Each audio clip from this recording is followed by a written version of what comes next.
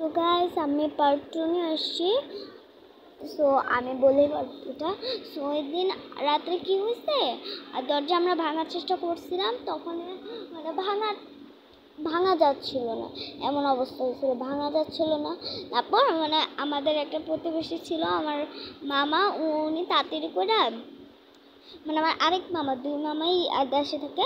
তো মামা মানে হাতুড়ি নিয়ে দরজাটা ভাঙছে, ভেঙে পড়ে তারপর দরজা খুলছে, তখন দেখে যে উনার মেয়ে গলা কেটে আত্মহত্যা করছে। আর উনার বাবা চুপচাপ এক জায়গায় বসা হাতে স্কুটি নিয়ে কেউ আমার কাছে আসে না, কেউ আমার কাছে আসবে না, যদি আসো তোমাদের আমি খুন করে ফেলবো। তো এগুলো বলার পরে করছে, এগুলো পরে একটু কান্দি কান্দি দেখাইয়া ভালো করছি। তো একটু ভিডিও, বাই।